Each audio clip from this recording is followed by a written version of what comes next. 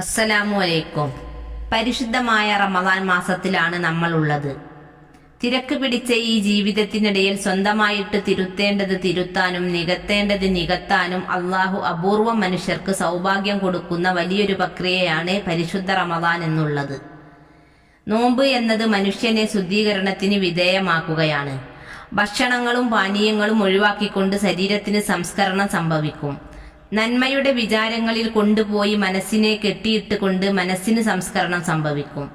നിരന്തരമായ ഖുർആൻ പാരായണത്തിലൂടെ സുജൂദിലൂടെ അള്ളാഹുവിനെ കാണുക എന്ന അതിശക്തമായ ലക്ഷ്യം വെച്ചുകൊണ്ട് പ്രവർത്തിക്കുന്നതിലൂടെ ആത്മാവിന് ഔന്നിധ്യം ലഭിക്കും. നോമ്പും പട്ടിണിയും തമ്മിൽ അതിശക്തമായ ദൂരമുണ്ട്, വ്യത്യാസമുണ്ട്. എത്രയോ ആളുകളെ സംബന്ധിച്ചിടത്തോളം വെറും ഒരു പട്ടിണി എന്ന അനുഭവം മാത്രമേ നോമ്പ് അവർക്കുണ്ടാക്കുന്നുള്ളൂ. അതുപോലെ തന്നെ എത്രയോ രാത്രി നിസ്കാരക്കാർക്ക് കാൽമുട്ടിൽ നീര് വന്ന് ഉറക്കം പോയി എന്നതിനപ്പുറം ഒരു തിരിപ്പോലും ആത്മാവിലേക്ക് വെളിച്ചം കടക്കാത്ത ആളുകൾ ഉണ്ട് എന്ന് മുത്തുനബി സല്ലല്ലാഹു അലൈഹി വസല്ലം പറയുന്നു. നോമ്പെന്നുള്ളത് വലിയൊരു മാറ്റമാണ്. മനുഷ്യനെ സ്വന്തത്തിൽ ഒരുപാട് കാര്യങ്ങൾ തിരുത്തേണ്ടതുണ്ട് എന്ന് തിരിച്ചറിയുക.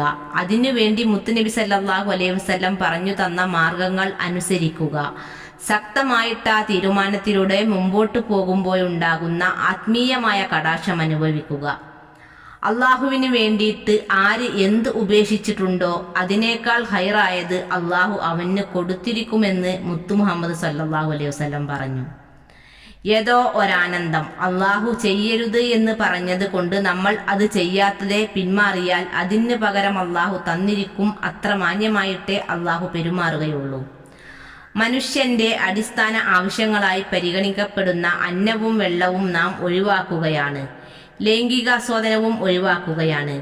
മനുഷ്യനൊരു ഡിസിപ്ലിൻ സെൽഫ് കൺട്രോളിന് വിധേയമാവുകയാണ്. അത് അവന് വിജയമാവുമ്പോൾ അവനുള്ള പ്രതിഫലം ഞാൻ തന്നെ എന്നാണ് അള്ളാഹു റബ്ബുൽ ഇസ്സത്ത് പറഞ്ഞത്. എല്ലാ ദിവസവും മനുഷ്യന്മാർക്ക് അള്ളാഹു തആല നരകമോചനം റമദാനിലെ എല്ലാ ദിവസത്തിലും സംവിധാനിച്ചിട്ടുണ്ട് എന്ന് മുത്തു മുഹമ്മദ് സല്ലല്ലാഹു അലൈഹി വസല്ലം പറഞ്ഞു. അതുകൊണ്ട് അള്ളാഹുവിൻ്റെ സഹായം നമുക്ക് കിട്ടണം. അള്ളാഹുവിനോട് നിങ്ങൾക്ക് സംസാരിക്കുവാൻ ഉദ്ദേശമുണ്ടെങ്കിൽ നിങ്ങൾ വുളു എടുത്തുകൊണ്ട് തക്ബീർ കെട്ടി നിസ്കാരത്തിലേക്ക് പ്രവേശിക്കുക. അള്ളാഹു നിങ്ങളോട് സംസാരിക്കുന്നത് കേൾക്കണമെന്ന് നിങ്ങൾക്ക് ആഗ്രഹമുണ്ടെങ്കിൽ പരിശുദ്ധ ഖുർആൻ ഓതുക എന്നാണ് സ്വാലിഹീങ്ങൾ പറഞ്ഞത്. അതുകൊണ്ട് നാം ഖുർആൻ പാരായണം ചെയ്യുക. ഒരൊറ്റ നിസ്കാരവും ഖളാ ആക്കില്ല എന്ന ദൃഢമായ തീരുമാനം എടുക്കുകയും അത് നടപ്പിൽ വരുത്തുകയും ചെയ്യുക. പരിശുദ്ധമായ റമദാൻ വന്നിട്ട് പാപം പൊറുക്കപ്പെടാതെ മരിച്ചു പോയവരിൽ അള്ളാഹുവിൻ്റെ റഹ്മത്ത് കിട്ടാതിരിക്കട്ടെ എന്ന് ദുആ ചെയ്തത് സയ്യിദുനാ ജിബ്രീൽ അലൈഹിസ്സലാത്തു വസ്സലാമാണ്.